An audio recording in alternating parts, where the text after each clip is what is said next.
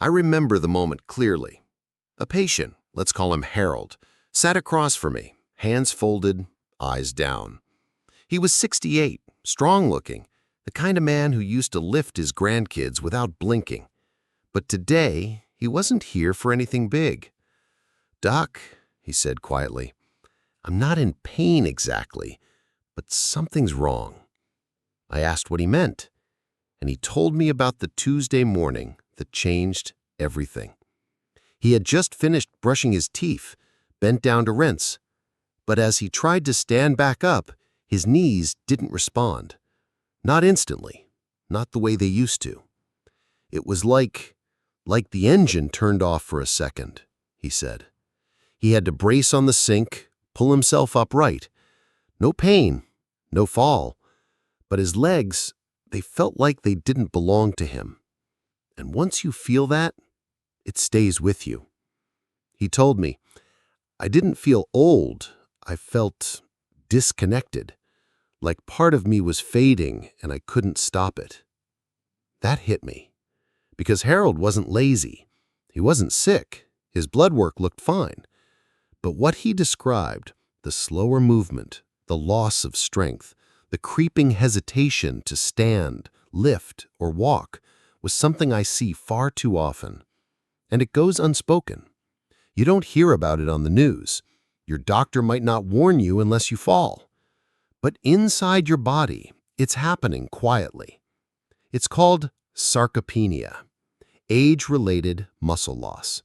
And it can start as early as your 50s, accelerating in your 60s and beyond. Not with a crash, but with a whisper. You take smaller steps. You sit down slower. You need your hands to push off the couch.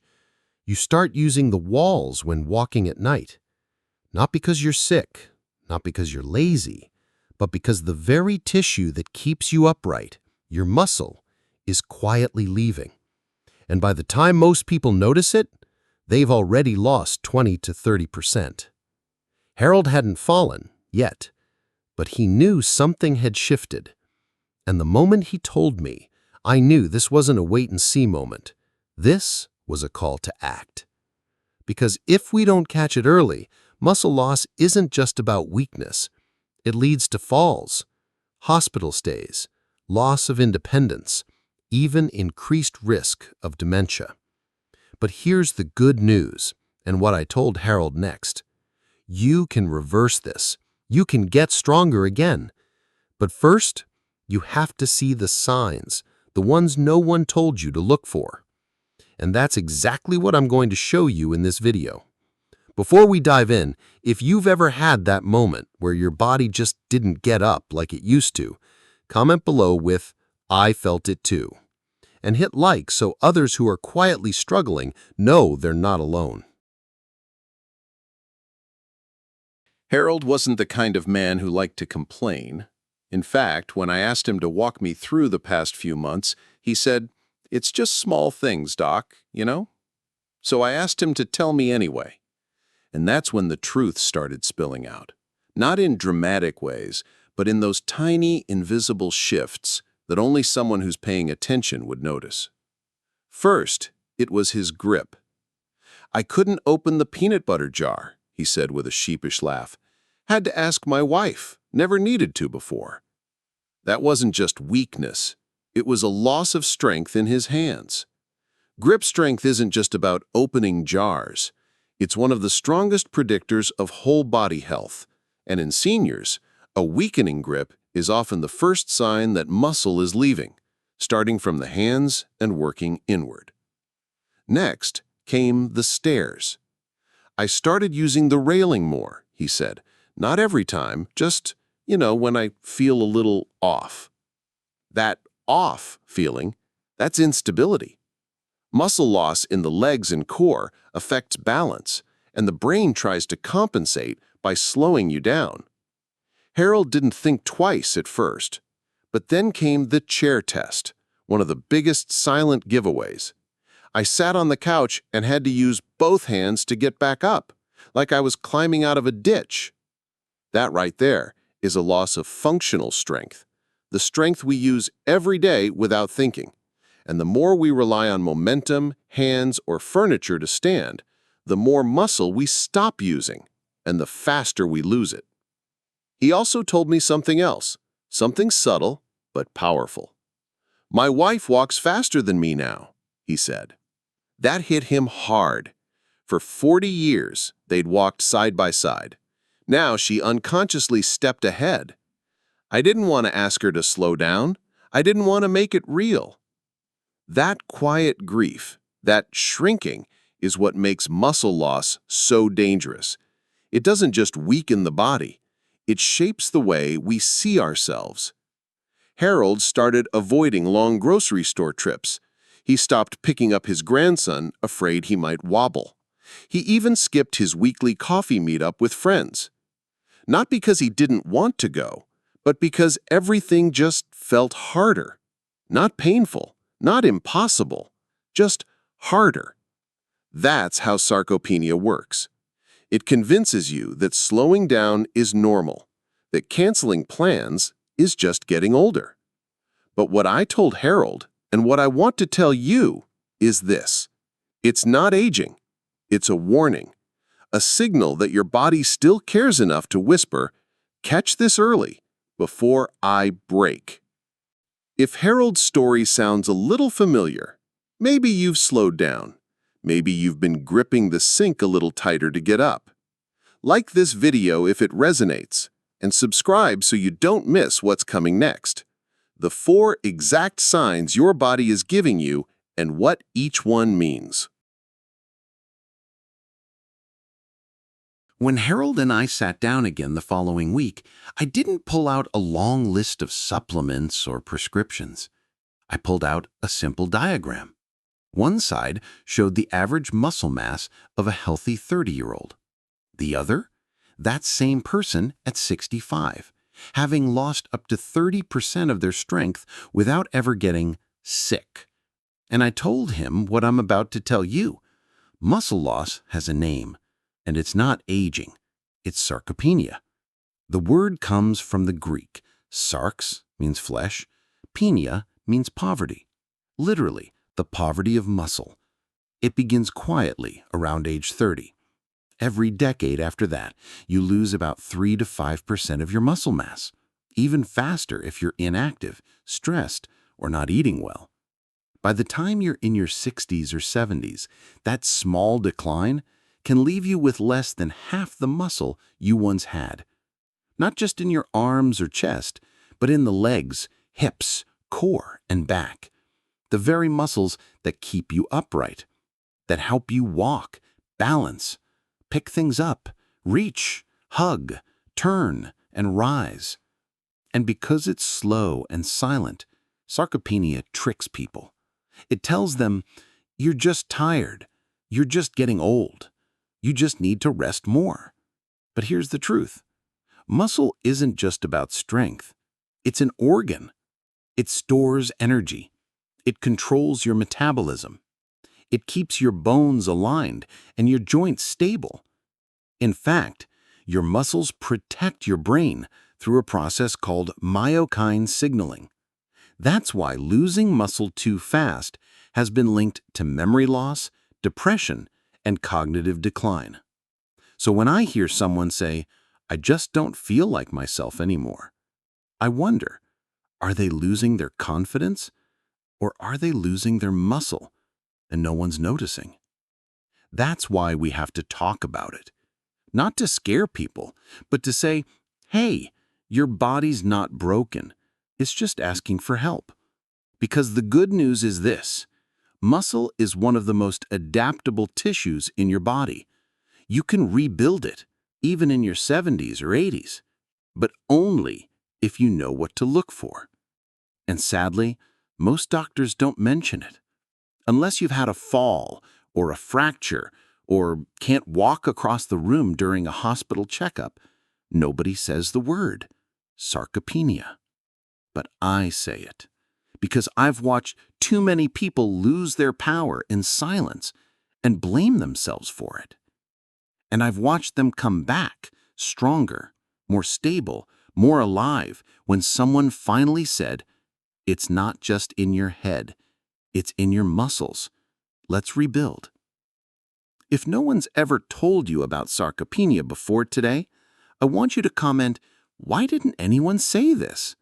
And hit the bell icon, because in the next section, I'll show you the 4 signs your body's giving you right now and exactly what they mean. I'll tell you something that surprises most people. If you really want to know how healthy someone is, watch them walk. Not run, not climb stairs, just walk. Over the past few decades, dozens of studies have shown that your walking speed is one of the most accurate predictors of your lifespan, brain health, and future independence. In fact, hospitals quietly use it as a screening tool in seniors. They call it gait speed. But here's what matters more than the data: what it feels like. Harold told me one day, "Doc, I noticed I stopped walking through the house. I just shuffle now, like my feet barely leave the floor." He didn't trip, he didn't fall, but his body had started to adapt to weakness by reducing movement. Smaller steps, slower turns.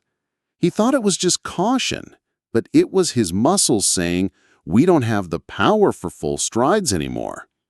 See, walking isn't just about legs. It's your glutes, quads, calves, hips, lower back, and core working together. When you lose even 10 to 15% of strength in one of those groups, your brain automatically slows your pace to protect balance without telling you. And here's the scary part. Most people don't notice it happening until they're one step away from falling. Let me give you a visual. A healthy adult over 60 should walk at least 1.0 to 1.2 meters per second, about the pace of walking through a grocery store normally. But once that pace drops to 0.8 or lower, studies show a sharp increase in falls, hospitalizations, and even early mortality. Now, I'm not telling you to go grab a stopwatch, but if you've started avoiding long walks, getting passed by others in hallways, or feeling winded walking to the mailbox, that's not just cardio. That's your body saying, "We're running low on fuel." I had Harold do a simple test. We marked off 4 meters, about 13 feet. I asked him to walk at his normal pace. He did, and we timed it. 7.5 seconds. That's 0.53 meters per second. A warning sign. And when I showed him the chart, he didn't panic. He nodded. "I knew something was off," he said. That's the power of data and story. When you name it, it stops being fear and it becomes a mission. So I asked Harold, "What would it mean to you to walk faster again?" And he said something I'll never forget. "It would mean I'm still me." Because that's what this is really about, isn't it? Not just movement, but identity. How fast you walk says something deep about how alive you feel. And when you reclaim your stride, even a little, you reclaim more than strength. You reclaim hope. If this hit home, if you've noticed your pace slowing, even slightly, hit like to mark that awareness and subscribe, because next we'll explore the one moment nearly every senior dreads: standing up from a chair.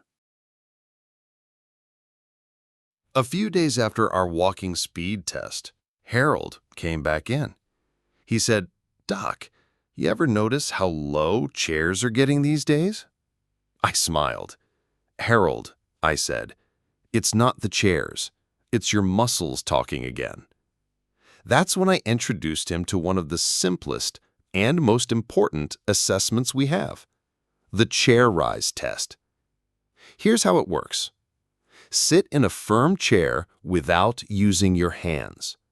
Cross your arms, and then stand up fully, and sit back down. Do that 5 times in a row, and time yourself. If it takes longer than 12 seconds, or you need your hands to push off, your body may already be showing signs of functional muscle decline. Now let me explain why this test matters more than you might think. Every time you stand from a chair, you're recruiting your quadriceps, the front of the thigh, your glutes, the hips and buttocks, and your core, your abdominals and lower back. These muscles don't just help you move, they anchor your balance. Without them, your joints bear more weight, your spine becomes unstable, and standing up starts to feel like a full-body lift. Sound familiar? Harold told me, I used to pop right up. Now I feel like I'm climbing a mountain. So I asked him to try the test. We did 5 reps together. By the 3rd one, he was breathing heavier. By the 5th, he looked at me and said, "Okay, I get it." But here's what made that moment powerful. For the first time, he saw it. Not on a chart, not in a blood test, in his own body. This is why I believe so strongly in movement-based diagnostics. When you move your body, you're not just performing, you're collecting information. Harold didn't have to feel sick to be losing strength. He was simply doing less with more effort. And the chair was revealing what his body had kept silent. It's the same for many seniors I work with. They start avoiding deep sofas, prefer bar stools to low cushions, and eventually stop going to restaurants where the chairs feel too soft. Why? Because getting up is no longer guaranteed. But here's the twist. The same motion that reveals muscle loss is also one of the best ways to fight back against it. I told Harold, we're going to turn this test into your training. 5 chair stands a day. No weights, just awareness. And within weeks, his legs began to respond. The signal was received. His brain said, "Oh, you still need me." And the body got to work. If you've ever reached for a chair arm or used momentum to stand just to make it easier, comment below. I do this too.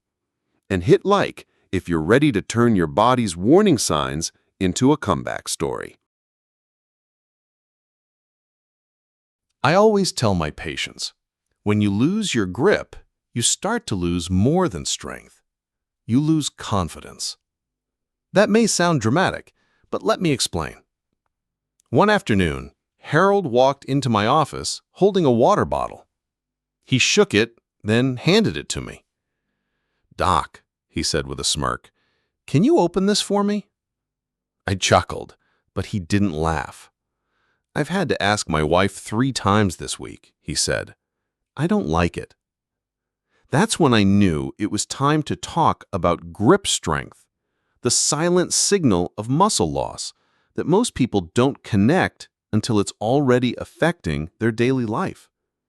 See, your grip isn't just about your hands. It's a window into your overall strength, especially as you age. Why? Because your grip relies on dozens of tiny muscles, tendons, and nerves, and all of them begin to weaken faster than large muscle groups as you get older. That's why you notice it first in everyday tasks: opening jars, twisting doorknobs, lifting grocery bags, holding a broom, steadying yourself on a rail.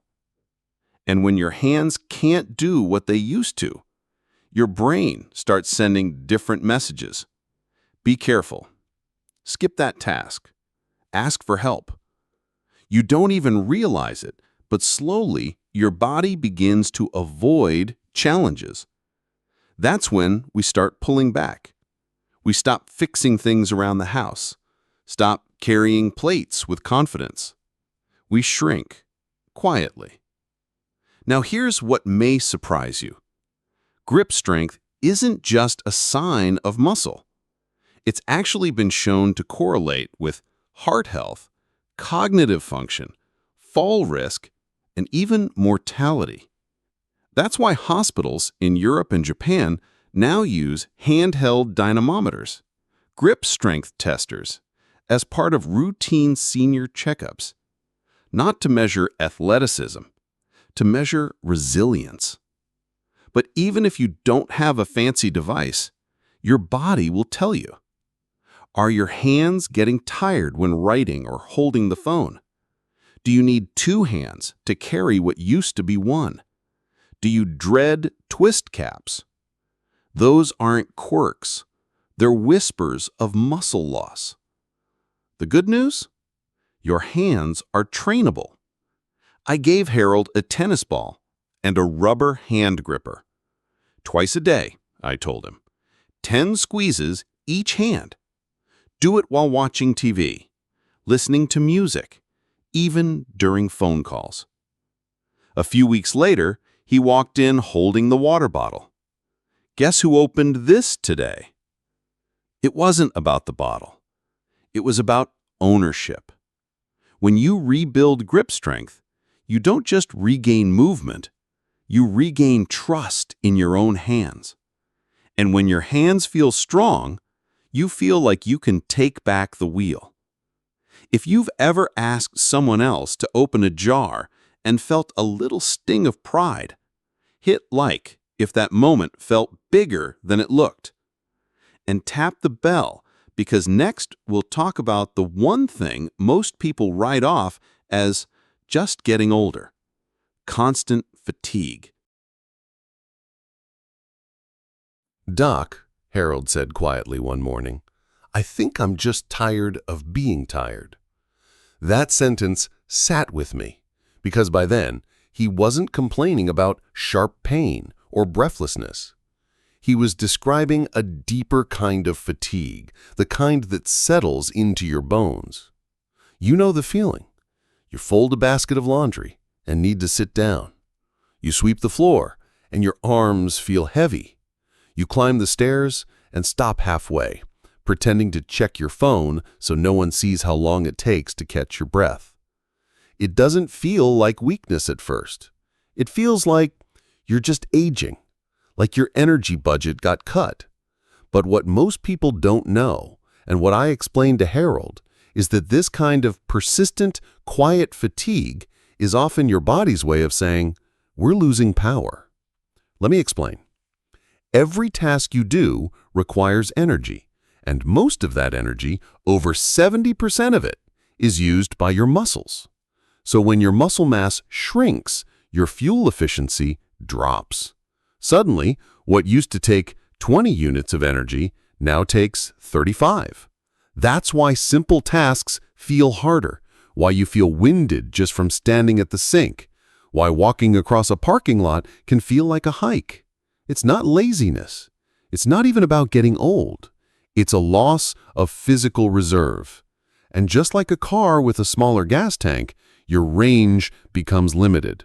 You still function, you still move, but the aftershock of effort lingers longer.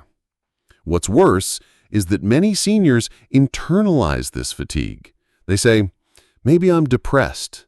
Maybe I'm just slowing down. Maybe this is normal. But I'll tell you something.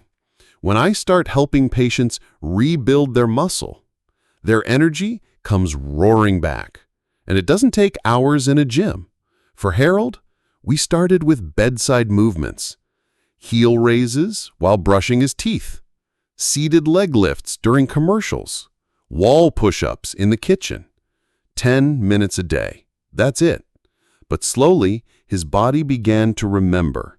And within 3 weeks, he called me after going grocery shopping without having to sit in the car for 10 minutes afterwards. He said, I didn't even think about it. It just felt normal again. That's the moment I love, when the effort fades and life feels possible again. Because at the heart of muscle loss isn't just weakness. It's the fading of effortlessness. The things you used to do on autopilot, now they ask for a toll. But muscle is forgiving. Give it a little attention, and it starts paying you back in energy, in posture, in dignity, and yes, in joy. If you've been tired after tasks that shouldn't make you tired, comment, "That's me lately," and subscribe, because in the final section, I'll walk you through the powerful turning point in Harold's story and how you can begin your own comeback too. A few months after our first visit, Harold came into my office walking a little taller. Literally, his steps were smoother, his face looked brighter, and when he sat down, he didn't use the armrests. "You're standing up like a teenager," I joked. He grinned. "I've been doing my chair squats and eating more eggs." That was our deal. 10 minutes of light movement a day, more protein at each meal, and most importantly, no more ignoring the signs. What Harold reclaimed wasn't just strength. It was his rhythm, the ability to move through his day without hesitation or fear, to play with his grandson without thinking about balance, to walk beside his wife again, not behind her. That's what I want for you too, because you deserve more than just surviving your 60s, 70s, or 80s. You deserve to live strong through them. And you can. The 4 signs you've just learned, slow walking, hard chair rises, weak grip, and deep fatigue, they're not the end. They're the invitation. Your body hasn't given up. It's whispering, "I still want to carry you forward, if you'll let me rebuild." So start today. 1 step, 1 chair rise, 1 extra squeeze of the hand. You'll be amazed at what wakes up inside you. If Harold's journey inspired you, even a little, tap like to honor that spark. And don't forget to tap the bell, because in the next video, I'll show you 3 specific foods you can eat before bed to reduce nighttime leg cramps and help your muscles heal while you sleep.